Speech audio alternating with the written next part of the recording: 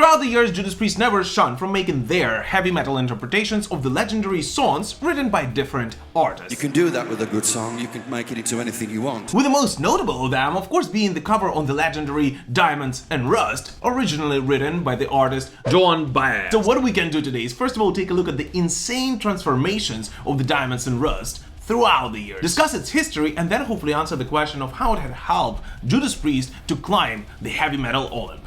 Here you go. Well, I'll be damned, here comes your ghost again. But that's not unusual. It's just that the moon is full and you decided to call.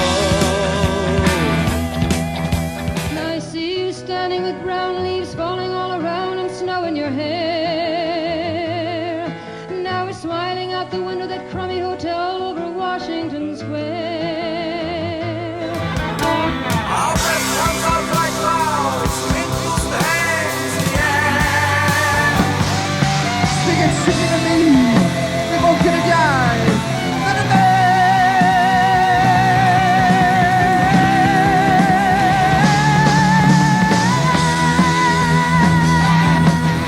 Some of the takers now, it's all come back too clearly.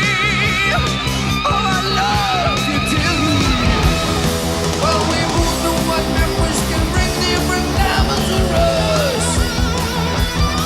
Yeah, we both know what memories can bring every diamond and rust. Come on, diamonds, diamonds and rust. I don't want no more diamonds, diamonds.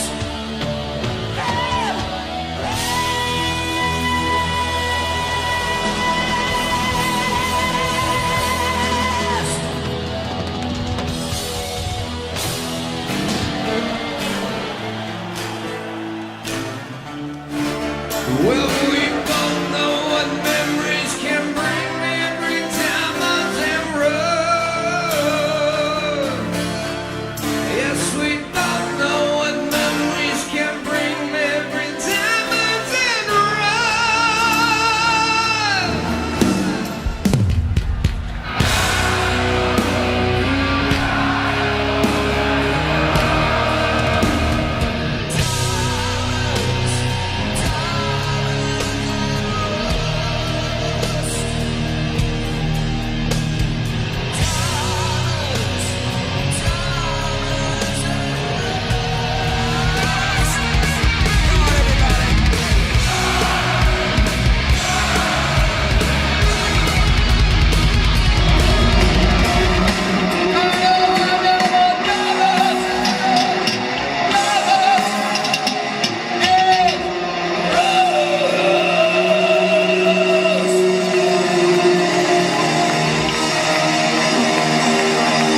The original Judas Priest cover on the legendary Diamonds and Rust was recorded in 1975 and was originally supposed to make it on the band's second studio album, Sad Wings of Destiny. And when the band's then label Gull Records and the management approached Judas Priest with the idea of recording their interpretation of Diamonds and Rust, what Judas Priest thought and probably answered the label was, "You gotta be kidding me." And when it was presented to us many, many years ago, we were kind of intrigued by the possibility. Because at that point, and especially after their debut record, when the band was truly trying to establish themselves as a heavy metal band and present themselves as rebellious and heavy as they possibly could, and therefore making a cover on a love song written by a folk pop singer about Bob Dylan seemed at the very least suicidal. Exactly. And also, let's not forget one thing. It is now, in 2022, that we all can consider Diamonds and Rust a legendary, truly legendary song. Yet in 1975, when Judas Priest were asked to make a cover on it, it was a new and hot thing on the radio, for it has come out only in April of the same year. The last 20 years I've had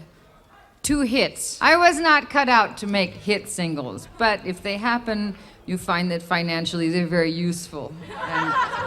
So, in a nutshell, asking Judas Priest to make a cover on Diamonds and Rust in 1975 was pretty much the same as asking Metallica in 2022 to make a cover on Miley Cyrus. Let's celebrate this band. Let's celebrate Miley with the band.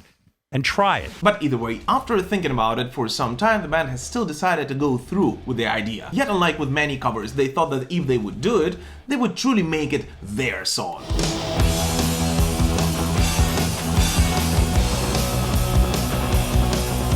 By the way, when Joan Baez first heard the Judas Priest interpretation of her song Diamonds and Rust, she absolutely loved that cover, even despite the fact that Judas Priest actually removed the second and the third verses from the original version. Yes, I remember your eyes were bluer than robin's eggs. My poetry was lousy, you said. And even more so, when Rob Halford finally met the original author back in 1985, Joan Baez actually said that the Judas Priest version of this song is the favorite one for her son, and that he is very proud that his mom's song has been covered by a heavy metal band.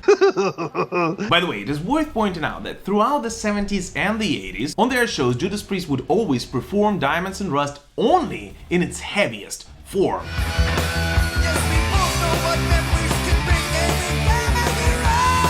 And the acoustic intro version, which is considered by many Judas Priest fans a classic live version by now, was actually made popular during the 1990s period, when the band's vocalist was nobody else but Tim Ripper Owens.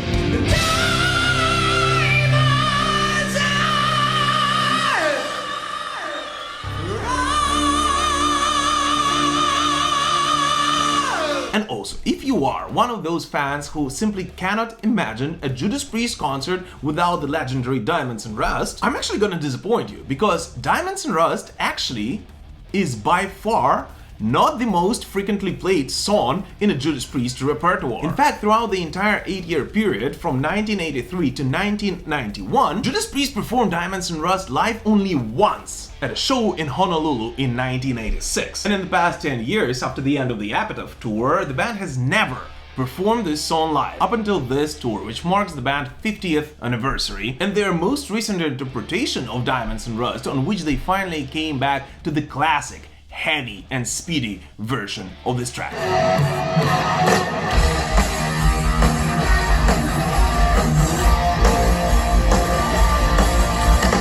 And I truly believe that it is at least partially thanks to Diamonds and Rust that Judas Priest were able to show to everyone around the world the different sides of what heavy metal music can be, removing all of the prejudice about what can and cannot be done by a heavy metal band, starting back in the 70s when the band was only forging the early heavy metal sound, and all the way through the years until today. But anyways, what do you guys personally think about Diamonds and Rust, and which is your personal favorite version of this track? Please do let us know in the comments. Oh, and by the way, thank you so much, Joan Baez and Rob Halford, for supporting Ukraine. This truly means a lot to me and all Ukrainian metalheads. As always, thank you so much for watching this short video. Continue supporting Ukraine and we will prevail. Slava Ukraini!